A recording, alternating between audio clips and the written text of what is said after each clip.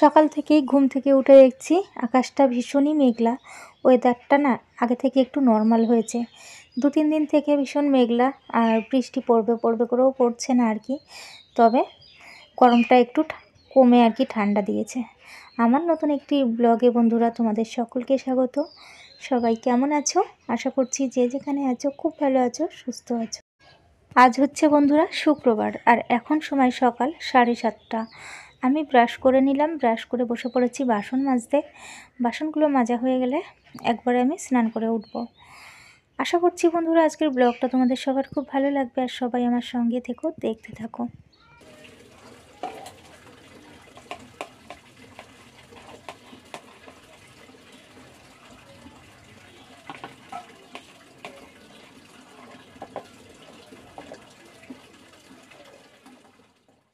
স্নান করে এসে বাবানকে দুধ বিস্কুট দিয়ে নিজের জন্য 1 কাপ দুধ চা করে নিলাম। এদিকে মিনি দেখো কি শুরু করেছে, ও নাকি মাছ ভাত খাবে। দুধ খাওয়া, যে দুধ দেওয়া হচ্ছে, যা ওই যে দুধ, যা দুধ খাবে না, মাছ ভাত খাবে। কি অবস্থা ওর? কি হলো? কি ওই বাটিতে দুধ আছে, খা, যা খেয়ে নে। আসলে কি হয়েছে বন্ধুরা, বাবানকে এখন খেতে বসিয়েছি। ঘড়িতে বাজে 10টা, বেশ অনেকক্ষণ পরেই তোমাদের সামনে এলাম। তো বাবান স্কুলে যাবে, যে রেডি হয়ে গেছে। তো ওকে কালকের মাছের তরকারিটা ছিল, তো সেই তরকারি দিয়ে ভাত খাওয়াচ্ছিলাম। তো মিনি সেটা দেখে দুধ না খেয়ে ও নাকি মাছ ভাত খাবে। তো রীতিমতো আমার সাথে ঝগড়াই করলো আর কি। তারপরে বাবানকে স্কুলে ছেড়ে দিয়ে চলে এসেছি, দিয়ে এসে এই যে কাজে হাত লাগিয়েছি। কারণ বসে থাকলে চলবে না, আবার দুপুরবেলা খাওয়া দাওয়া করে আবার বাবানকে নিয়েও আসতে যেতে হবে। বাবানের বাড়ি ফিরতে ফিরতে সেই 4টে বেজে যায়, মানে 4টে বাজে না, 5-7 মিনিট বাকি থাকে আর কি। তো হেঁটে হেঁটে আসি, হেঁটে যাই আর কি, ওই জন্য। তো যাই হোক, আমি এখন আমার ঘরটা একটু পরিষ্কার করে নেব বন্ধুরা। আর তোমরা আমার সঙ্গে থেকো, কেউ স্কিপ করো না। আশা করছি ব্লগটা ভালো লাগবে, দেখতে থাকো।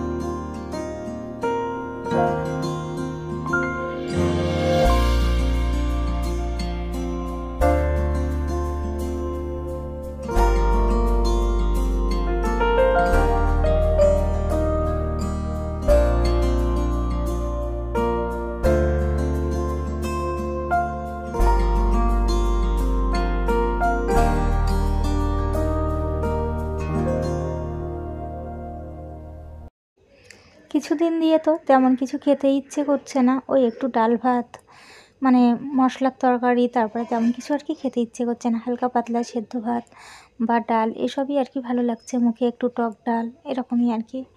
তো যাই হোক, রান্নাবান্নার মতো না আজকে তেমন আর কিছু নেই। কিছু নেই বলতে মানে সবজি আছে, কিন্তু রান্না করা অনেক কিছু আছে। কালকে যেমন বাঁধাকপিটা থেকে গেছে বেশ খানিকটা, আবার 1 বাটি মতো টকের ডালও আছে।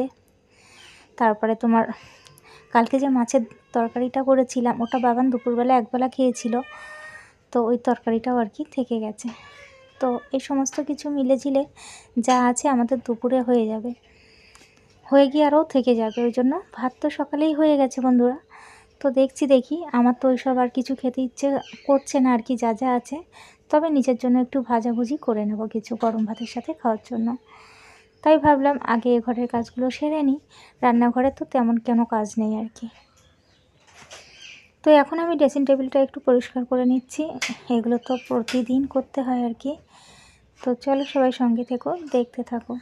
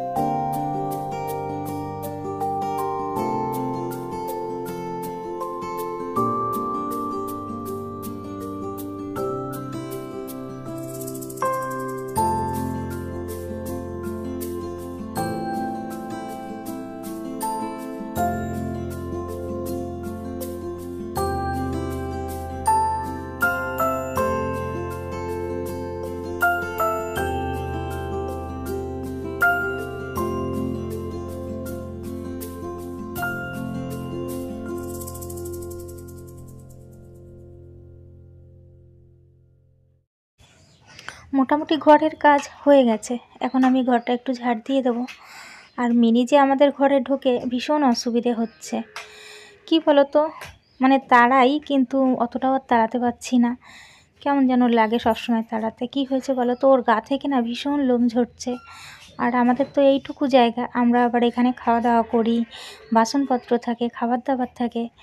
ওর গা থেকে এত লোম ঝরছে, মানে ওর গায়ে হাত দেওয়া লাগবে না, অটোমেটিক ওর গা থেকে লোমটা ঝরছে। তো ভীষণ অসুবিধে হচ্ছে, পুরো বাড়িময় মনে হচ্ছে জামা কাপড় যাই বলো ওর লোম পাওয়া যাচ্ছে। তো কি করব সত্যি বুঝতে পারছি না, ভালোও লাগছে না। আর এদিকে সবসময় তাড়াতেও পারছি না, কেমন জানি একটা মায়া লেগে গেছে ওর উপরে আর কি। এমন করে ডাকে আসে আর চট করে আমাদের ঘরে ঢুকে পড়ে, জানো তো। তো দেখো এ ঘরের কাজকর্ম তো প্রায় শেষ, তারপরে যাবো ও ঘরে। আর স্নান তো আমি সকালেই করে নিয়েছি, তাই আর স্নান করার সমস্যা নাই। সকালবেলায় না স্নানটা করে নিলে তারপরে আর সমস্যা থাকে না, কারণ এখন তো বাবানের স্কুল খুলে গেছে, তো এই জন্যই সকালবেলায় যদি স্নান না করি আবার একটা বড় কাজ থেকে যায়। তো চলো আমি ঘরটা ঝাড় দিয়ে নিই।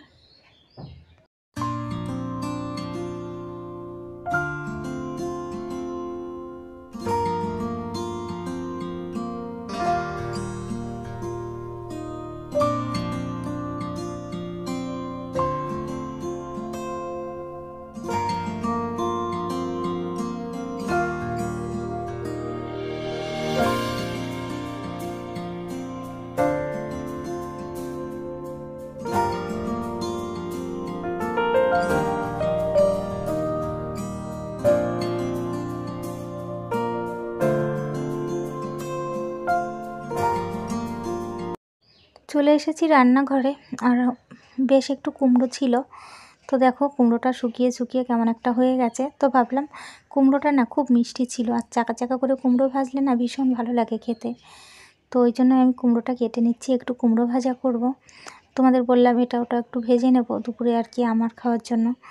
আর যে সব তরিতরকারি আছে ওগুলো আমি গরম করে নেব, ছেলে আসলে খাবে আর কি। তো আমি এখন ওই যে কুমড়ো কাটতে বসে পড়েছি।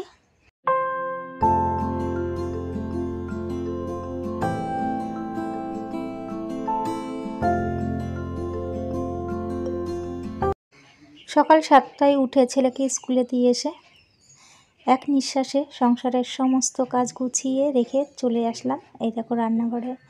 এখন ওই যে বললাম রান্নাবান্না তেমন কিছু করব না, একটু ভাজাভুজি করব।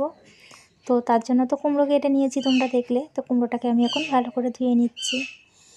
তো বন্ধুরা আশা করছি ব্লগটা ভালো লাগবে, আর সবাই দেখতে থাকো।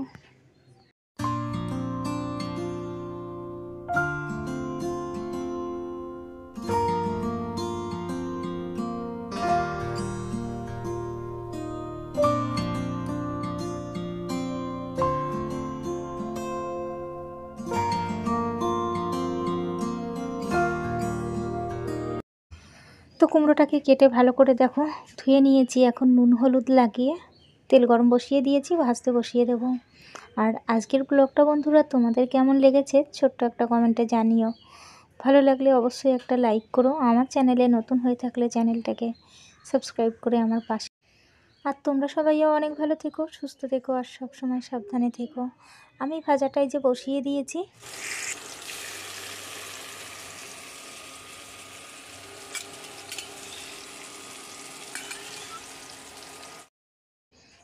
এদিকে কুমড়ো ভাজাটাও বসিয়ে দিয়েছি। আর লঙ্কা নিয়ে এসেছিলো বেশ কিছুদিন আগে, একসঙ্গে অনেক লঙ্কা নিয়ে আসে, আর যেহেতু আমাদের লঙ্কাটা লাগে আর কি, তো লঙ্কাগুলোর মানে বোটাগুলো ছাড়ানোই হচ্ছিল না, মানে যেমন লাগছিল নিয়ে নিয়ে রান্না করছিলাম আর কি।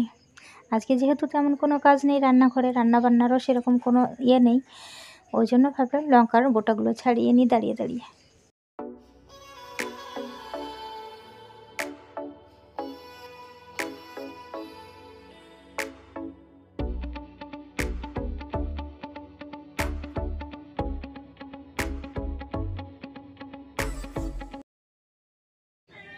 আর এদিকে দেখো পেঁয়াজ ভেজে নিয়েছি, কারণ আলু সেদ্ধ দিয়ে আছে ভাতে মাখবো। কুমড়ো ভাজা হয়ে গেছে, লঙ্কার বোটা ছাড়ানো হয়ে গেছে। আর এই যে একটা অমলেট করে নিলাম, ব্যাস এইসব ভাজাভুজি দিয়েই খেয়ে নেবো।